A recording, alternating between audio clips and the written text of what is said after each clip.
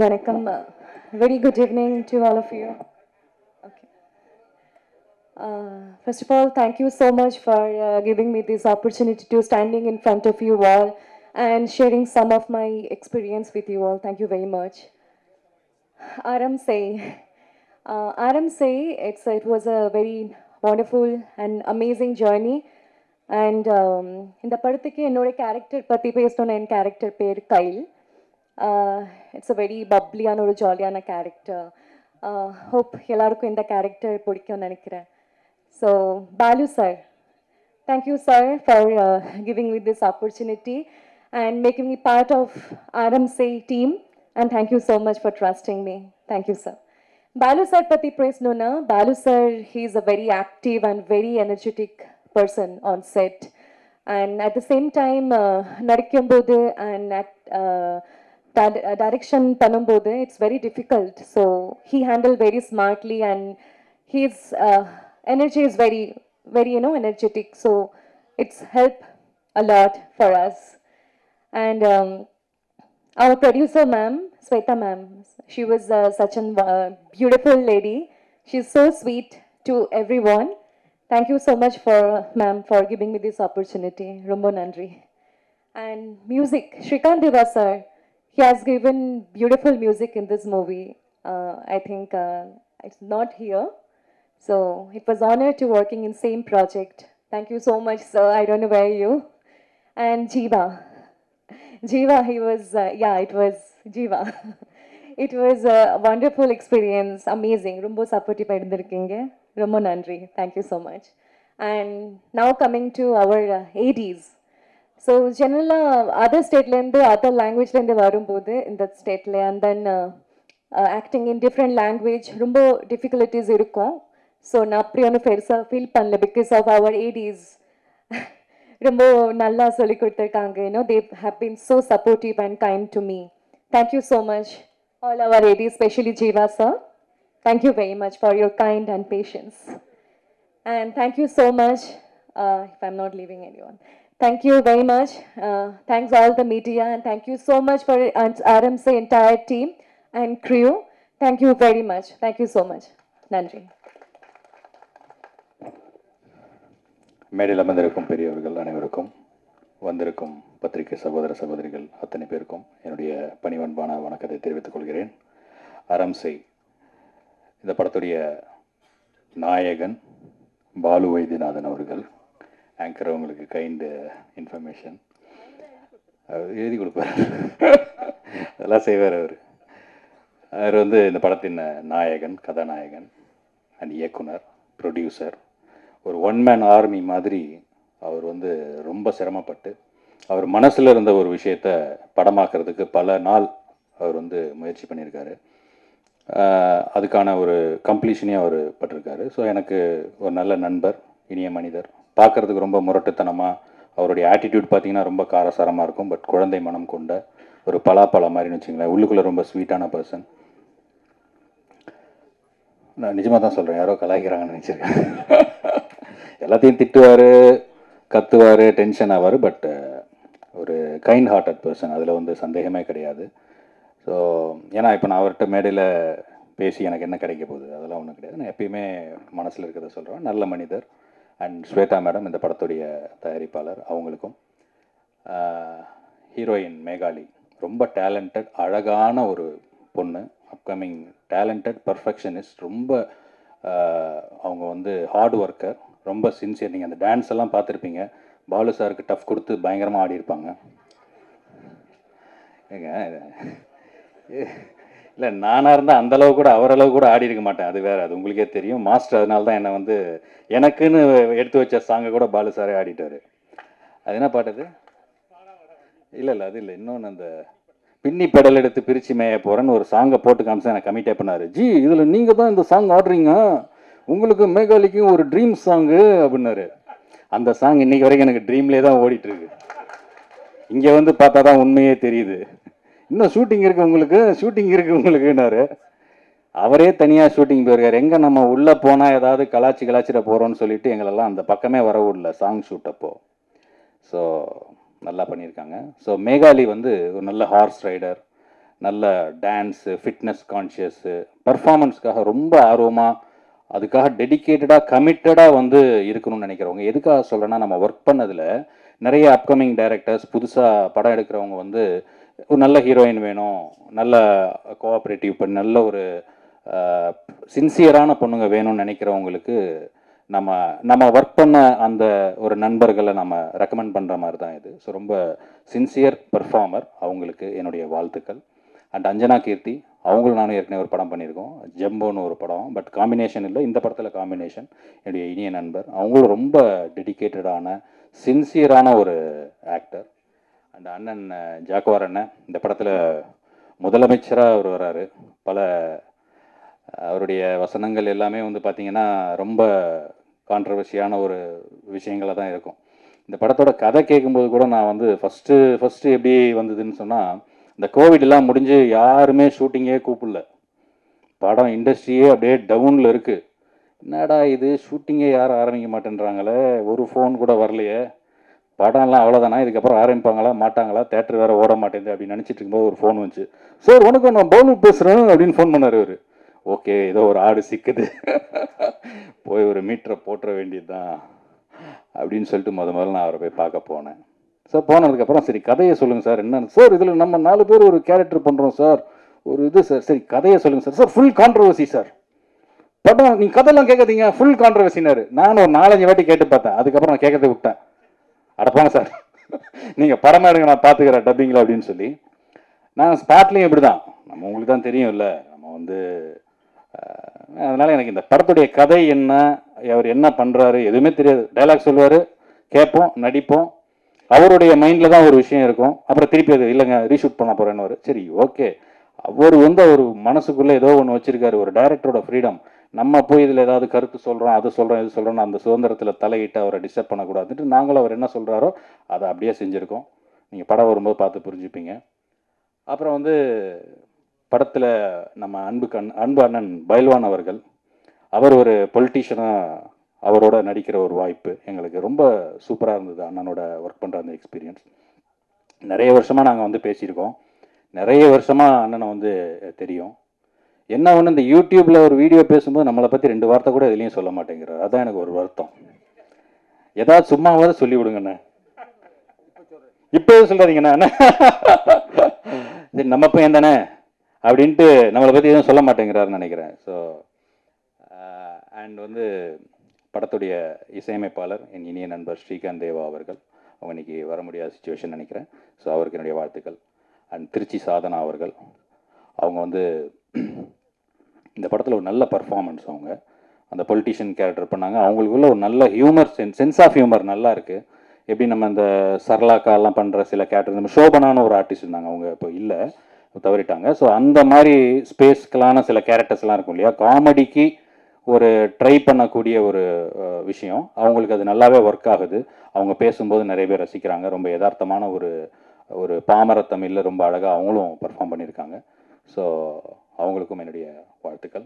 And இந்த படத்தில் நம்ம சக்தி அண்ணன் ஒரு பெரிய டெரர் வில்லன், அவர் அண்ணா கொஞ்சம் ஏச்சு காமிங்க, டெரர் வில்லன். அந்த கஞ்சி போட்ட வெள்ளை சட்டையை பார்த்தோன்னா டக்குன்னு எனக்கு ஒரு சிரிப்பு வந்துச்சு. ஏன்னா அவரை நான் சாஃப்டாகவே பார்த்துருக்கேன். என்ன கேரக்டர்ண்ணே, நான் தான்ப்பா வில்லன்னாரு. அண்ணா என்கிட்ட மட்டும் சொல்கிறாதீங்க, உன்னை பார்த்தா என்னதான் இருந்தாலும் எனக்கு வந்து அது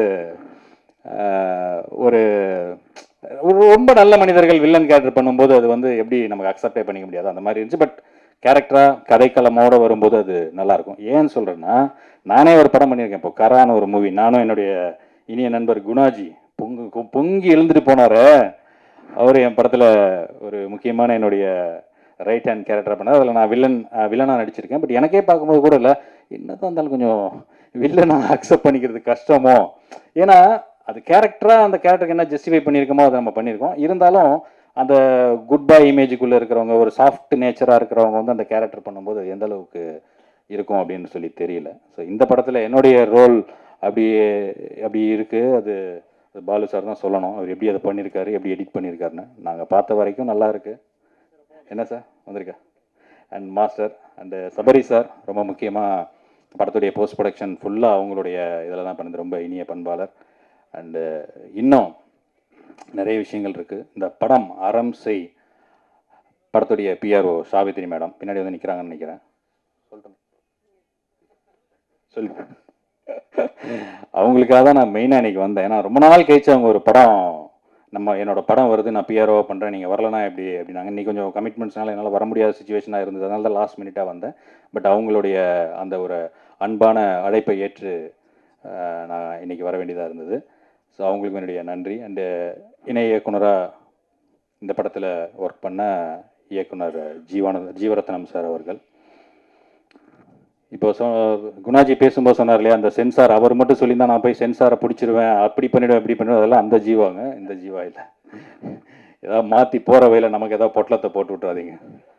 இப்போல்லாம் குடித்தா கூட 10 லட்சம் கிடைக்கும், நடித்தா காசே வரமாட்டேங்குது. நம்மளே ரொம்ப கஷ்டப்பட்டு சர்வே பண்ணுறோம். ஸோ அதனால் நம்ம மேலே எதுவும் போட்டு விட்றாதீங்க. வந்திருக்கும் அனைவருக்கும் என்னுடைய பணிவன்பான இனிய மாலை வணக்கங்களை தெரிவித்துக்கொண்டு, படத்தில் இன்னொரு அதின் ஒரு பையன், நம்மளுடைய சகோதரர், அவர் ஒரு முக்கியமான கதாபாத்திரம் நடிச்சிருக்காரு. அண்ட் கேமராமேன் கண்ணா, இன்னும் நிறைய பேர் ஒவ்வொருத்தராக சொன்னால் மேனேஜர் பாஸ்கர் சார், எல்லாருக்குமே என்னுடைய வாழ்த்துக்களை இந்த நேரத்தில் தெரிவித்துக்கொண்டு, இந்த படம் இயக்குனர் அவர்கள் என்ன நினச்சிருக்காரோ அவருக்கு அது கிடைக்கணும்னு சொல்லி கடவுளை வேண்டி விடைபெறுகிறேன். நன்றி, வணக்கம்.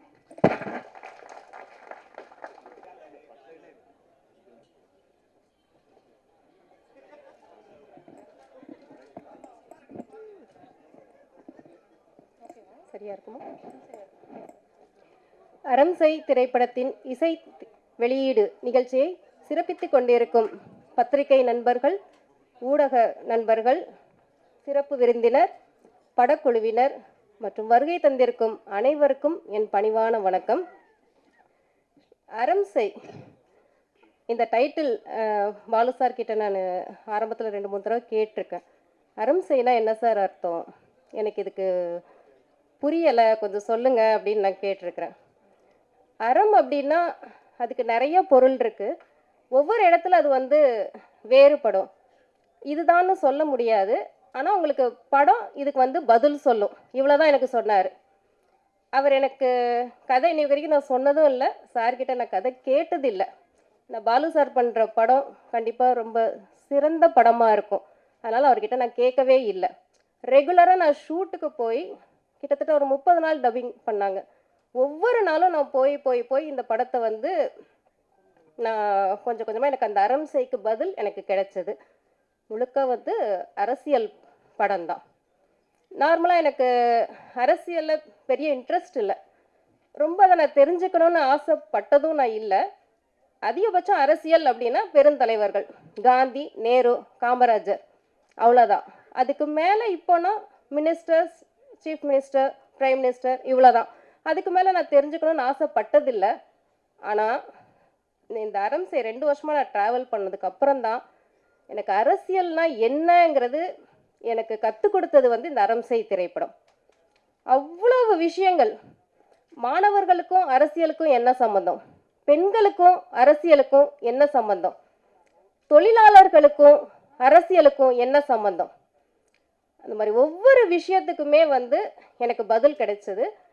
டெய்லி நான் நியூஸ் பார்க்குறப்போ ஒவ்வொரு நாளும் படத்தில் பார்த்த ஒவ்வொரு சீனுமே எனக்கு அதுக்கு கனெக்டடாக இருக்கும். ஸோ நான் அப்போ மறுநாள் பாலு சார்ட்ட சொல்லுவேன், சார் இன்றைக்கி நியூஸ் பார்த்தேன், நம்ம படத்தில் சொன்னது நியூஸில் வந்தது, இது மூலமாக தான் நான் இன்றைக்கி அரசியலை கற்றுட்ருக்குறேன். அரசியல் இந்த படத்தில் ஒரு டயலாக் வரும், அறம் செய்யவே இங்கு அரசியல் களம் என்ற சொல்லின் உச்சம்தான் இந்த அறம் செய் திரைப்படம்.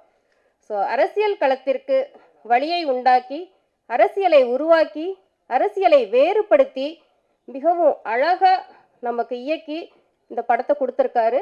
இது மக்களுக்கான படம், மக்கள்கிட்ட போய் சேரணுங்கிறதுக்காக ரொம்ப துணிச்சலாக இந்த படத்தை எடுத்திருக்கிறாங்க. இதை மக்கள்கிட்ட கொண்டு போய் சேர்க்கறது பத்திரிகை நண்பர்கள், ஊடக நண்பர்கள், உங்களால் மட்டும்தான் இது சாத்தியம். தயவு செஞ்சு கொண்டு போய் சேர்த்துருங்க. மக்கள் எல்லாருமே இந்த படத்தை கண்டிப்பாக பார்க்கணும், பாருங்க. இந்த படத்தில் நானும் இருக்கிறேங்கிறதே ரொம்ப பெருமையான ஒரு விஷயம். டைரக்டர் சார் பற்றி சொல்லணும் அப்படின்னா, கதை, திரைக்கதை, வசனம், இயக்கம், ஒளிப்பதிவு, இது எல்லாத்துக்கும் மேலே பாலு சார் ஒரு நல்ல மனிதர். எல்லாரையுமே சமமாக பார்ப்பார், பெண்களை மிகவும் மதிப்பவர். அவருடைய டெடிகேஷன், ஹார்ட் ஒர்க் விடாமுயற்சி, நாட்டு மேலே இருக்கிற பற்று, சினிமா மேலே இருக்கிற லவ், இது எல்லாத்துக்கான பலன் இந்த அறம் செய் தொடக்கம் மட்டும்தான். அவருடைய பாதைகள் இன்னும் ரொம்ப தூரம், நிறைய நல்ல படங்கள் மட்டும் கொடுப்பாரு. ஸோ இவ்வளோ பெரிய வாய்ப்பு கொடுத்த பாலு சாருக்கு என் மனமார்ந்த நன்றியை தெரிவிச்சுக்கிறேன். நன்றி, வணக்கம்.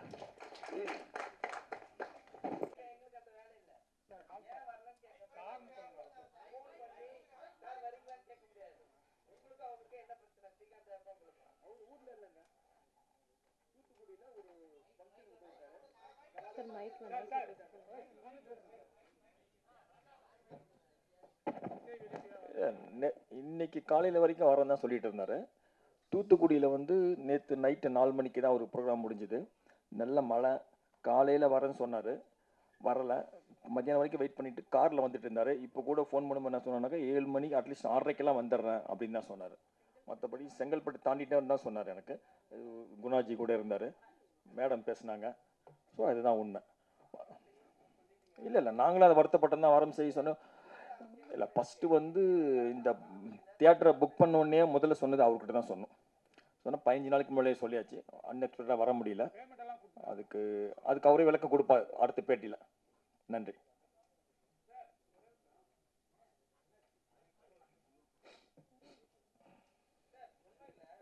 சொல்.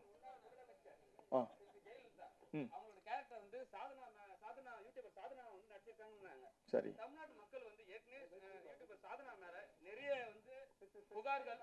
புகார்கள் அப்புறம் வந்து அவங்க வந்து சில விஷயம் பண்றது தப்பு சொல்லிட்டு நிறைய விஷயம் பேசியிருக்காங்க. அது நீங்க யூடியூப்ல பார்த்துருப்பீங்க, கமெண்ட்ஸ்ல பார்த்துருப்பீங்க. சரி. இப்போ வந்து அவங்கள வந்து முதலமைச்சர் ஜெயலலிதாவை நடிக்க வச்ச காரணம் என்ன? தமிழ்நாட்டு மக்கள் அதை ஏற்றுப்பாங்களா? இல்லை, அவங்க வந்து முதலமைச்சராக ஜெயலலிதாவும் நடிக்கலை. ஒரு எதிர்கட்சி தலைவி அவங்க தான் சொன்னாங்க சார். இல்லை, அவங்க சொன்னாங்க. அவங்களுக்கு நான் சொன்ன விஷயத்தை அவங்க திருப்பி சொன்னாங்க. நீங்கள் கேட்டதுக்கு பதில் சொல்கிறேன்.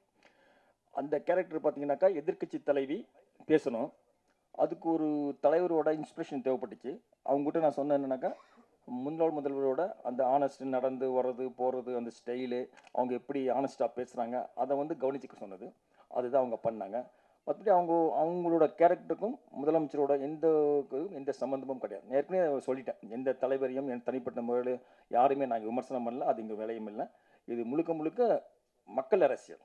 அதனால் நீங்கள் யாருமே பத்திரிகையாளர் யாருமே தவறாக நினைக்க வேண்டாம். அவங்க வந்து முதலமைச்சரோட அந்த ஸ்டைலை பண்ண போயிருக்காங்க தவிர மற்றபடி அவங்க சம்பந்தமான எந்த விஷயத்தையும் அவங்க பேசவே இல்லை, இமிடியேட் பண்ணல, டாமினேட் பண்ணல, ஒன்றும் பண்ணல. இப்போ இருக்கிற காலகட்டத்தில் அரசியல்னாவே பெரிய ஒரு விஷயம் சார். அதை வந்து நீங்கள் ஓப்பனாக சொல்லியிருக்கீங்க. சரிங்களா? இப்போ வந்து படம் ரிலீஸ் பண்ணீங்கன்னா, ஏன்னா இப்போ நீட்டு நிறைய பிரச்சனை சொல்லியிருக்கீங்க. உங்களை வந்து எதிர்கட்சியாலும் சரி ஆளுங்கட்சியாலும் சரி எல்லாருமே வந்து டார்கெட் பண்ணுவாங்க. நான் பண்ண தப்பை நீங்கள் சுட்டி காட்டலாம், நீ பண்ண தப்பை நான் சுட்டி காட்டலாமான்னு சொல்லிட்டு ஒரு விஷயம் வரும். அது எப்படி நீங்கள் எதிர்கொள்ள போகிறீங்க? இல்லை, அதுக்கு முன்னால் ஒரு சின்ன விளக்கம் கொடுத்துட்றேன். ஏற்கனவே ஒருத்தர் சொன்னாங்க இல்லையா, நாங்கள் அரசியல் பேசவில்லைன்னு. அதுக்கான பதில் தான் நீங்கள் கேட்ட கேள்வி. அதுக்கான பதில் தான் என்னென்னா, நாங்கள்லாம் இங்கே பண்ணிவிட்டு அப்படி போயிடுவோம். அஞ்சனா கருத்தியோ, ஜீவாவோ, இல்லை ஜாகுவார் தங்கமோ, மற்றவங்க பேர் நடித்தவங்களாம் போயிடும். அவங்களுக்குலாம் வாழ்க்கை இருக்குது. அதனால தான் அந்த கேப்ஷன் போட்டேன். இப்போ நீங்கள் கேட்டதுக்கு நான் சொல்கிறேன். பயம் என்பது இங்கே இதில் ஒரு சின்ன டைலாக் இருக்குது, அதை நான் கட் பண்ணி போடல, அதை உங்களுக்கு சொல்லிடுறேன். அதான் உங்களுக்கு பதிலாக இருக்கும். இங்கே எது சரி, எது தப்பு, எது தேவை, எது தேவையில்லை, அது மட்டும்தான் முக்கியம். ஒரு மனிதன் அவனுடைய தடம் நடந்து போகிற தடம் தான் அவனுடைய அடையாளம். இதுதான் உங்களுக்கான பதில். சரியா? ஸோ யாருக்கும் பயந்துலாம் அங்கே அரசியல் பேசுறதில்ல. சொல்லுங்க சொல்லுங்க. நீட்டை பத்தி பேசிருக்கேன்னு சொன்னீங்க. ஆமா. நீட்டு வந்து 2 அரசியலுமே சேர்ந்து களம் காண்டு மாறி மாறி வந்தாலும் அதுக்கான தீர்வு கிடைக்கல. நீங்க யாரை பத்தி பேச போறீங்க? மத்திய அரசா, மாநில அரசா, இப்ப இருக்க அரசா? இல்லை, நீட்டை பற்றி பேசணும் சொன்னது தவிர நீட்டு வந்து தப்பாக ரைட்டாங்க விஷயத்துக்கு நான் போகவே இல்லை. இன்னைக்கு நீட்டு தேவையா இல்லைங்கிறது தான் பேசியிருக்கிறோம். அது மாணவர்களோட பார்வையில் தான் நான் பார்க்கணும். மெட்ரோவோட பார்வையிலோ இல்லை அரசியல்வாதிகளோட பார்வையிலோ நான் அதை பார்க்கல. ஏன்னா அது எனக்கு தேவையில்லை. ஏன்னா நீட்டு எழுதுறது வந்து மாணவர்கள். இதுக்கு முன்னால் நீட் இல்லாத போது இங்கே நிறைய டாக்டர்ஸ் வந்துருந்தாங்க. இல்லைங்களா? இப்பயும் வந்துட்டு தான் இருக்கிறாங்க. இன்றைக்கும் வந்து நீட்டில் வந்து படித்து நம்ம மாணவர்கள் ஜெயிச்சுட்டு தான் இருக்கிறாங்க. ஒரு சில பேர் வந்து தாங்க முடியாமல் தற்கொலை பண்ணிக்கிறாங்க. அது மட்டுமே அதுக்கான தீர்வு இல்லை. ஸோ அதை வந்து ஒரு சின்ன ஒரு லைனில் சொல்லியிருக்கேன், அவ்வளோதான். மற்றபடி வந்து வேணும் தான் சொல்கிறீங்க. இல்லை, நீட்டு வேணும் நான் சொல்லவே இல்லை. இல்லை, நீட்டு எனக்கு தேவை பிரச்சனை கிடையாது. நான் சொல்கிறேன், இன்னும் நீங்கள் இன்னும் தெளிவாக சொல்கிறேன். நீட்டு வந்து எனக்கோ பெற்றோர்களுக்கோ தேவையாங்கிறது முக்கியம் இல்லை. படிக்கிற மாணவர்களால் முடியுமா முடியாதுங்கிறது தான் பிரச்சனை. ஸோ அவங்களுக்கு வந்து இப்போ நிறைய மாணவர்கள் நீட்டை அக்செப்ட் பண்ணுறாங்க, அதுக்கான தேர்வுக்கு போயிட்டு தான் நீங்கள் பார்த்துட்டு இருப்பீங்க. அதுதான் உங்களுக்கான பதில். அது நீட் வேணுமான மாணவர்களோட பதில் அதுதான். மாணவர்கள் சொல்ல மாட்டாங்க. ஒரு சில பேர் வந்து நீட் எதிர்க்கிறாங்க அப்படிங்கிறதுக்காக மட்டும் நீட் வேணாம் நான் சொல்லவே இல்லை. இது வந்து ஒரு திரைப்படத்தில் ஒரு தீர்வு சொல்லக்கூடிய பிரச்சனை இல்லை, அது எனக்கும் தெரியும். அதனால் இந்த படத்தில் வந்து நீட்டை பற்றி பேசியிருக்கோம். நீட்டு தேவையா இல்லைங்கிறத பற்றி பிரச்சனை இல்லை. நீட்டினால் பாதிக்கப்பட்ட ஒரு அனிதாங்கோட கேரக்டர், அந்த படத்தில் அனிதாங்க கேரக்டர் தான். அந்த கேரக்டர் அவங்களோட அனுபவத்தை சொல்கிறாங்க. அது என்னன்னாக்கா நீட்டில் நான் தோத்துட்டேன், ஆனால் பட் அதுக்காக வந்து மருத்துவத்துவம் இருக்கல, நான் வந்து ஆம்புலன்ஸ் டிரைவர் ஆகிட்டேன் அப்படின்னு அது அந்த மாதிரி போகும். அப்போ நீட்டை பற்றின அரசு சம்மந்தப்பட்ட விஷயங்கள் தான்.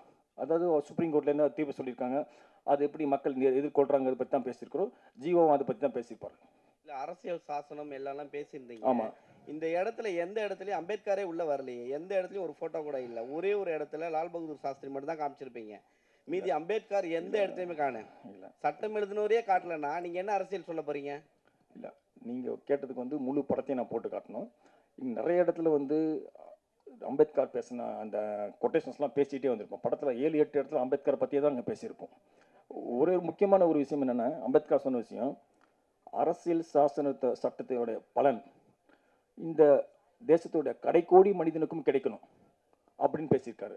அது வந்து அஞ்சனா பேசியிருப்பாங்க. அதில் ரெண்டாவது, அரசியல் சாசன சட்டம் வந்து இங்கே நல்லா தான் இருக்குது, ஆனால் அதை நடைமுறைப்படுத்துறது தான் இங்கே சிக்கல். அந்த சிக்கலை தான் நாங்கள் பேசியிருக்கிறோம். ஸோ இந்த மாதிரி நிறைய விஷயங்கள் போயிட்டுருப்போம். அதெல்லாம் நாங்கள் வந்து ட்ரைலரில் போட்டு காட்டல, ஏன்னா அதெல்லாம் வந்து யதார்த்தமாக இருக்கும். ட்ரைலரோட கான்செப்ட் என்னன்னாக்கா மக்கள் உடனடியாக சிந்திக்கணும். ஸோ அதுக்கு தான் படம் வந்து 3 மணி நேரம். 3 மணி நேரத்தில் ஒரே ஒரு லவ் சீன்ஸ் மட்டும்தான் இருக்கும். நானும் மேகாலியும் பேசுகிற மாதிரி ஒரு லவ் சீன்ஸ் தான். மற்ற எல்லாமே அரசியல் தான். அரசியல்லாம் போயிட்டு வந்து கிடையாது, ஃபுல்லாக வந்து ஃபுல் கான்வர்சேஷன் தான். புரியுங்களா? அது அரசியல் அந்த படத்தை பார்த்தா தான் உங்களுக்கு தெரியும். ஸோ அதுதான். தேங்க்யூ. Thank you everyone.